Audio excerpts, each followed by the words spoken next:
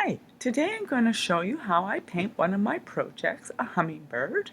We're going to go to my website, we're going to print off the project, and then we're going to paint it. Now I'm going to get my palette ready using white, yellow, red, blue, and black, and then I'm going to mix my other colors.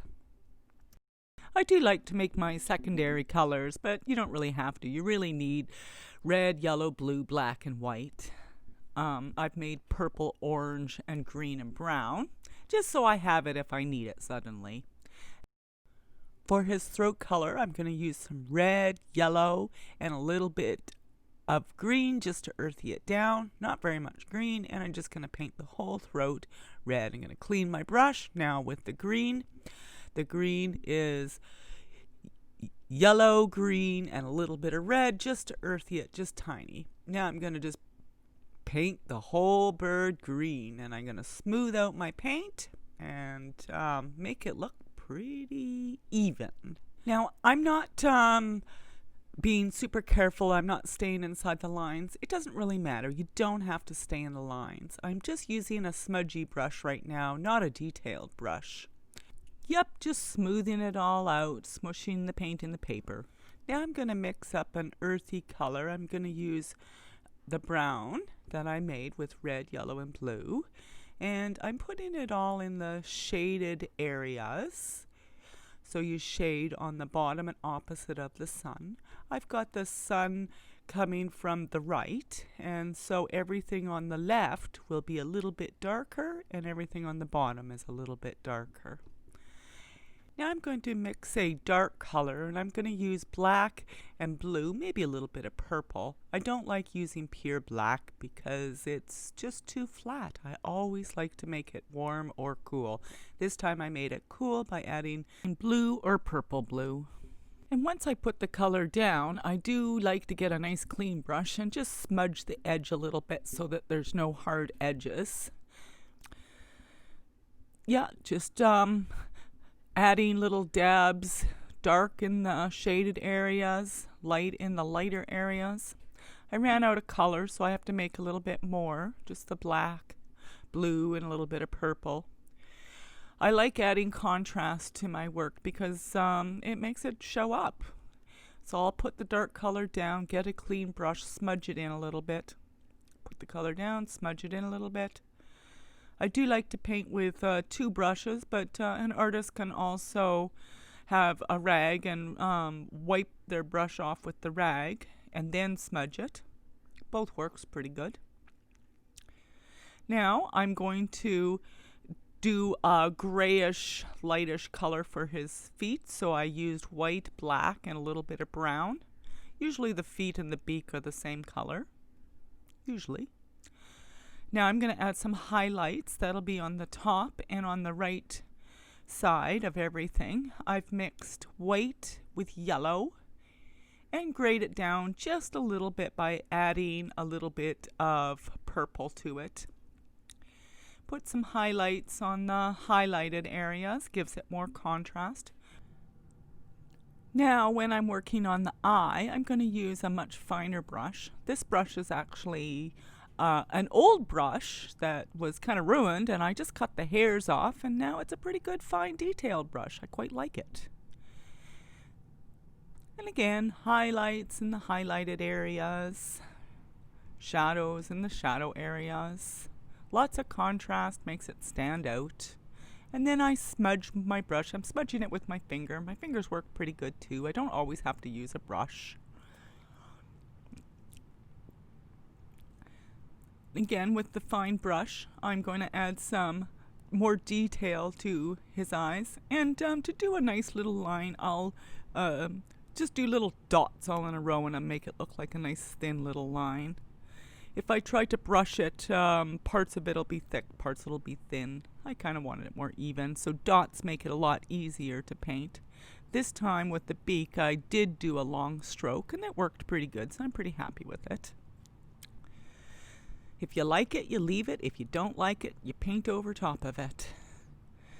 The beauty of painting is there's many right ways of doing it, which makes it really fun and very creative. I'm going to get the flower color ready. I'm going to make a nice little purple flower. And a nice big brush, paint it right in. I always pull my brush. There, don't push it. You don't have any control when you push your brush. Pull your brush. Paint the whole flower in, ignore the lines. Make it fairly smooth. And again, doesn't matter if I go outside the lines a little bit. I'm going to put white for highlights in the highlighted areas. So on the tops of the lines, I put the white, and I'll just do some streaks of white where all the lines are. Nice bold streaks of white. I'm going to blend it with a clean brush. Just get a nice clean brush and just brush the edges so it's not so harsh edge.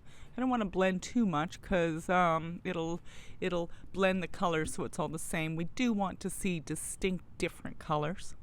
Now with the dark color, it's fairly strong purple. It'll be red and blue and a little bit of black just to make it nice and dark because we do like the contrast. And I am putting a few irregular strokes, some long, some short, some thick, some thin. Irregular is important because that makes it look more natural. And again, I get another brush, make sure it's clean, and I brush the edges. You do have to work quickly with acrylic because if the paint dries, you can't smudge the edges anymore. If that does happen, then I'll put a new layer of paint on and then just sort of redo it. Usually works not so bad. So one nice thing about painting is you can almost always fix everything. Now I'm making a green for the rest of the flower, and I do want it to be a different green than the bird, and so I'm adding a little bit of white, a little bit more orange, and a little bit more blue, so the green will be different. And my paint is quite watery, and I'm just going to paint the whole green part in. And again, I'm going to ignore the lines, just go right over top of it. Nice big brush, nice long pulls, and paint every place where I want the flower to be green. Again, I don't have to be super careful at this stage. And if I go outside the lines, I just change my picture a little bit. Very, very forgivable, especially when you're painting nature. Now I'm going to make some highlighted areas for my green parts. And again, it's lighter on the top and right. So I've mixed up a yellow and white so that it's nice and light. And I'm putting it all on the tops. And I also want to put more than one tone of green on the leaves. That makes things look more 3D, more three-dimensional. And again, I do want some contrast, so I am going to make a darker green color. I'm going to make a green with some black and a little bit more brown, so it's a bit more earthy. And I put it on the bottoms and the left-hand sides, which makes it a lot more contrast, a lot more 3D. And just dab it in here and there. Make sure it's irregular. If you're super even, it doesn't look natural. I'm going to get my smudgy brush and just smudge the edges just a little bit. I don't want to smudge too much because then it'll all change into the same color. There we go. I think that's not so bad. I'm going to clean my palette out with my rag. Now I am going to do my sky color. And I'm going to make a wash, which is water, white, some blue, and a little bit of black to gray it down. Sometimes I add a little bit of purple to the sky, but not this time. And I get a nice full loaded brush, and I just start painting back and forth.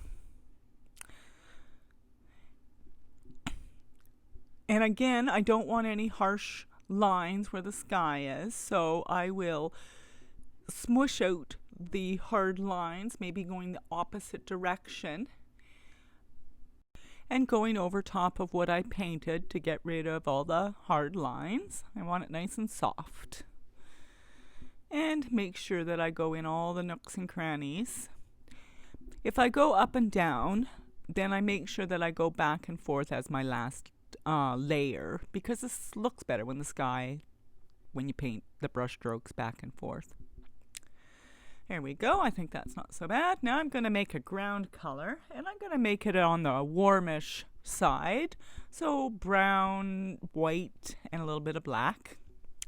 And again, it's a wash, and so I'm just going to go back and forth on the ground.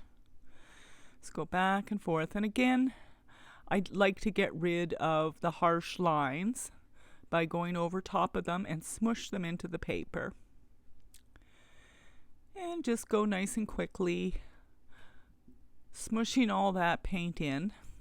There we go. I got a little bit of a harsh line, but it doesn't matter because it is the ground. And there could be harsh lines on the ground. And I'm going to add a little bit of texture in, a little bit of green foliage. And so I'm just using green, maybe a little bit of red to gray it down. And now I want to smush those brush strokes in so they're not so hard. And I have a clean brush. I cleaned my brush with water.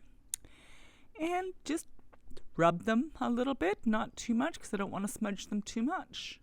And there we have it. It is done.